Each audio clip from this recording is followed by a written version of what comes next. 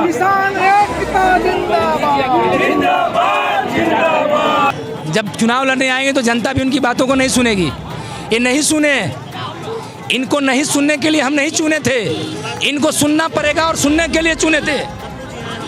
हम देश की तरक्की के लिए चुने थे, देश का नौजवान रोजगार के लिए चुना था, देश का किसान उसके लागत के अनुसार मुनाफे के लिए चुना था, न कि कंट्रैक्ट फार्मिंग और काला कानून के लिए चुना था। जवानों के बीच में हीरोइन और गांजा और मतलब कि नशीली पदार्थ लाके नौजवानों को नशा का आदी बना के उसको रोड पर लाके छोड़ने का इस सरकार का कार्यक्रम है। रोजगार आप दीजिएगा, बेहतर देश में स्वास्थ्य व्यवस्थाएं ठीक कीजिएगा, देश को आगे बढ़ाइएगा।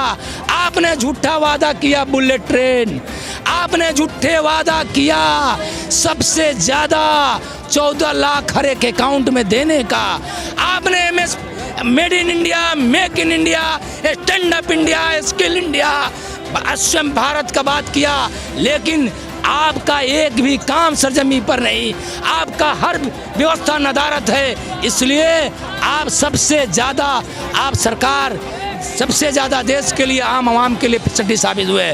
किसानों के ज़मीन पर, किसानों के खलिहान पर, किसानों के अनाज पर चंद मुट्ठी भर लोग, जो बिरला है, टाटा है, डालमिया है, बजाज है, मोदी है, गोयनका है, ऐसे लोगों को किसानों के ज़मीन पर, किसानों के खलिहान पर, किसानों के अनाज पर चंद मुट्ठी भर लोगों को निजीकरण करना चाहते हैं। साल हो जाए 10 साल हो जाए, हम लोग कानून वापस कराकर ही दम लेंगे, नहीं तो चुनाव आ रहा है, चुनाव में बैक टू पवेलियन भेज देंगे। बहरे थे अहंकार में, आप गूंगे थे अपने तानाशाह के कारण, आज पहली बार पता चला है कि आप अंधे भी हो चुके हैं। चोर के दाढ़ी में तिनका होता है, वही हाल है। राष्ट्र है, आप ही के राष्ट्र में दो तरह का मानक क्यों है? ये लुटेरा सरकार है।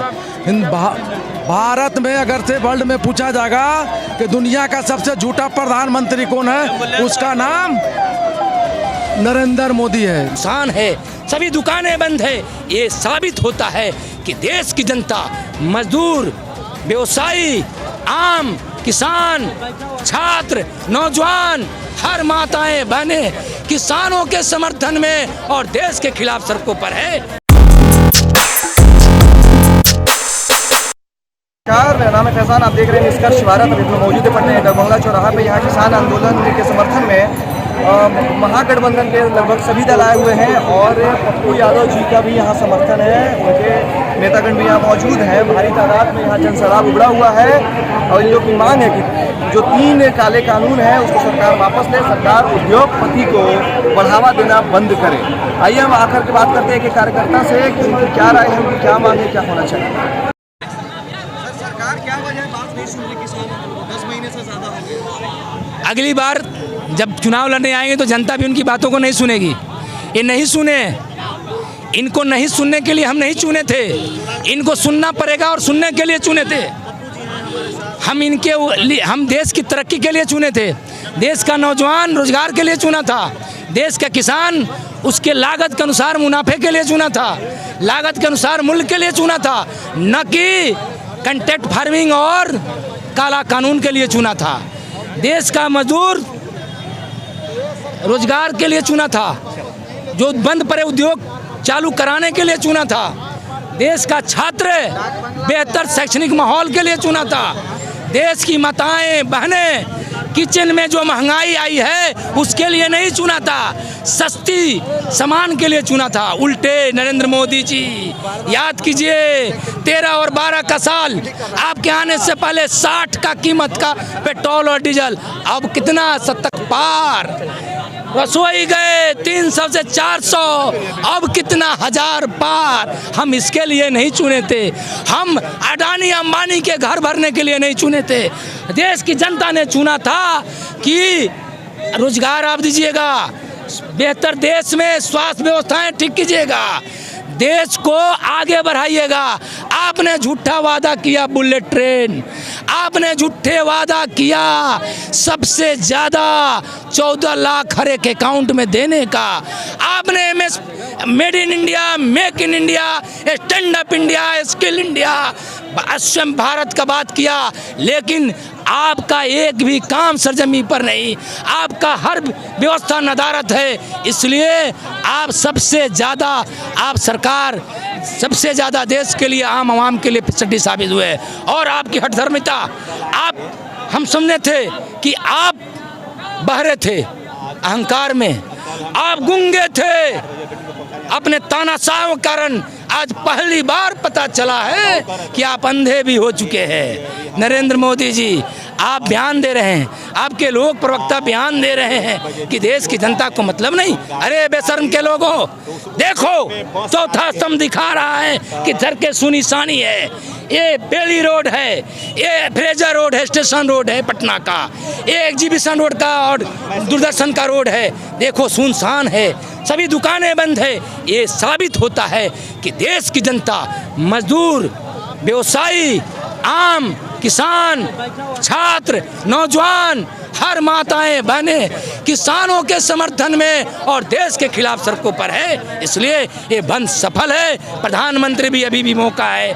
मैं आग्रह करता हूँ, बड़ी विनम्रता से निवेदन करता हूँ कि अब भी जग जाइए और किसानों के पक्ष में अपना हठधर्मिता छोड़िए और जो किसानों जो मरे हैं उनके परिजनों को मुआवजा दीजिए। जो किसानों पर आपने मुकदमे किए हैं उस मुकदमे को वापस लीजिए, MSP लागू कीजिए और कॉन्ट्रैक्ट फार्मिंग जैसे तमाम 3 कानून जो देश के खिलाफ है उसे वापस लीजिए। क्या वजह सरकार मान रही है साल होने को? देखिए, साल हो जाए, 10 साल हो जाए, हम लोग कानून वापस कराकर ही दम लेंगे। नहीं तो चुनाव आ रहा है, चुनाव में बैक टू पवेलियन भेज देंगे। महागठबंधन के सारे दल यहाँ मौजूद हैं? सारे दल मौजूद हैं। वजह क्या है कि उद्योगपति को हाथ में देना चाहती है सरकार, लेकिन 3 मांग जो किसान की वो मान नहीं रही। किसान का मांग इसलिए नहीं मान रहा है ये लोग अपना मोनोपोली बना लिया है कि जो हम कहेंगे सो सब ठीक है। ये चलने वाला नहीं है, ये गरीब विरोधी सरकार है। यहाँ डीजल महंगा, तेल महंगा, सारा चीज़ महंगा होते जा रहा है, बिजली बिल महंगा होते जा रहा है। ये सरकार अंधी, कानी, बहरी, लंगड़ी, लुल्ली सब है।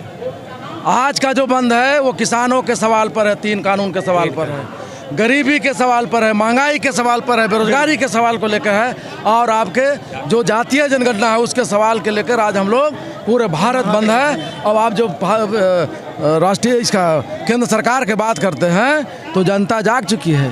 रेल बेच दिया, बेल बेच दिया, साला जेल फेल जितना सब चीज़ बेच दिया गया, LIC सारा चीज़ में बेच दिया। ये लुटेरा सरकार है। भारत में अगर से वर्ल्ड में पूछा जाएगा कि दुनिया का सबसे झूठा प्रधानमंत्री कौन है, उसका नाम नरेंद्र मोदी है। दुनिया का सबसे बड़ा झूठा प्रधानमंत्री। अब जनता जाग चुकी है और दोबारा इनको 24 में नजर नहीं आने पड़ेगा।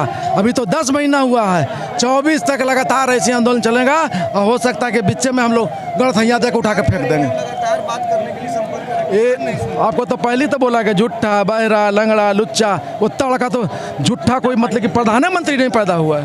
आप जानते हैं कि हिटलर शाही कानून प्रजातंत्र में नहीं चलती है। नरेंद्र मोदी जी हिटलर शाही करना चाहते हैं, लेकिन उन्हें यह पता नहीं है कि हिटलर शाही में जो है जनता सड़क पर नहीं उतरी थी, लेकिन इनके खिलाफ आज महिला से लेके नौजवान से लेके किसान और बुजुर्ग सारे लोग सड़क पर उतर चुके हैं। हमारे आदरणीय नेता किसानों के सवाल पर राष्ट्रीय जनता दल के राष्ट्रीय अध्यक्ष आदरणीय लालू प्रसाद जी, आदरणीय नेता प्रतिपक्ष तेजस्वी यादव जी और आदरणीय प्रदेश अध्यक्ष जगदाबाबू, प्रधान महासचिव आलोक कुमार मेहता जी के आह्वान पर राष्ट्रीय जनता दल के जो हम कार्यकर्ता हैं, जो जाबाज बहादुर सिपाही हैं, संघर्ष के साथी हैं, किसान के 3 जो काला कानून लाया गया है उसके सवाल पर हम जो हैं राष्ट्रीय जनता दल के कार्यकर्ता आज सड़क पर उतर करके उनको समर्थन दे रहे हैं। क्योंकि जो नरेंद्र मोदी जी हैं किसानों के ज़मीन पर, किसानों के खलिहान पर, किसानों की अनाज पर चंद मुट्ठी भर लोग जो बिरला है, टाटा है, डालमिया है, बजाज है, मोदी है, गोयनका है, ऐसे लोगों को किसानों के ज़मीन पर, किसानों के खलिहान पर, किसानों के अनाज पर चंद मुट्ठी भर लोगों को निजीकरण करना चाहते हैं, जो किसान के हित में नहीं है। उसी के खिलाफ आज हम लोग आप देखें कि किस तरह से लाल किला जैसे धरोहर को प्राइवेट हाथों ये गिरवी रख दिए, किस तरह से ये नरेंद्र मोदी जी आपने देखा रेलवे जैसे धरोहर को, किस तरह से ये LIC को, किस तरह से एयर इंडिया को, सभी चीज़ों को प्राइवेट हाथों में गिरवी रखने जा रहे हैं। ऐसी सवाल पर सरकार जो है किसान को भी गिरवी रखने जा रहे हैं। जो पेपर मीडिया में आप लोग के माध्यम से हम लोग को जानकारी मिली है, जबकि आपके वो 80,000 करोड़ का है, बहुत कम आका। ये दूसरा ट्रिप है। अब नौजवानों के बीच में हीरोइन और गांजा और मतलब कि नशीली पदार्थ लाके नौजवानों को नशा का आदी बना के उसको रोड पर लाके छोड़ने का इस सरकार का कार्यक्रम है। बेरोजगारी नौकरी तो दे नहीं सकता है, नौकरी तो सारा खत्म हो गया, इसलिए उसमें कोकीन पिला के नौजवानों को मार दो, यही सरकार की नीति है। अभी तक सरकार बात नहीं सुन रही है किसानों की, सड़कों पे बैठे हुए हैं किसान। उनको जनता सुना देगी, देश दुनिया सुना देगी। अब सुनाना शुरू भी कर दिया है देश दुनिया। उसी का परिणाम है कि देश दूसरे दुनिया में गए थे तो उनको सम्मानजनक नहीं कुछ मिला। वजह क्या है कि आखिर बात नहीं करना चाहती सरकार? 3 जो कानून है उस पर बात क्यों नहीं करना चाहती? चोर के दाढ़ी में तिनका होता है, वही हाल है।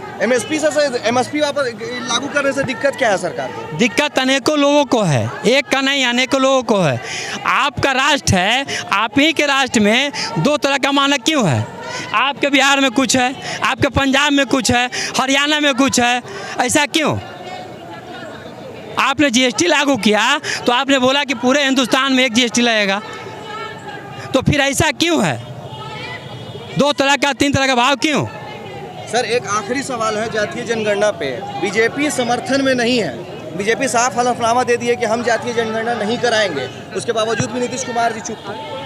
नीतीश कुमार जी चुप नहीं है, उन्होंने बोला है कि हम इसके महागठबंधन के साथ हैं इसके विषय पर और रहेंगे भी। हमारे माननीय राष्ट्रीय अध्यक्ष लालू प्रसाद यादव से बात भी हुई है उनको। OBC को जो आरक्षण दिया जा रहा है 25%, 27% जो भी है, जब तक OBC की गिनती नहीं होगी आरक्षण हम कैसे लेंगे? कैसे समझेंगे कि आरक्षण कितना हमको मिल? गिनती करना राज्य सरकार का काम है, हर राज्य का है। कोर्ट भी आदेश दे चुका है, कोर्ट भी आदेश दे चुका है कि राज्य चाहेगी तो अपना जनगणना करा सकती है। और ये हमारे माननीय प्रधानमंत्री के द्वारा जो हलफनामा दायर किया गया उसमें कहा गया है कुमार, पवार, सिन्हा वगैरह वगैरह टाइटल से कैसे हम मानक तैयार कर लें कौन व्यक्ति किस जाति के हैं, तो ये कहना उनका गलत है, ये पगलाने वाली बात है। आप जानते हैं कि जब जातीय जनगणना होता है तो हर व्यक्ति के गांव घर में जाता है लोग, जब गांव घर में लोग जाता है तो हर व्यक्ति से जाति या नाम पूछा जाता है।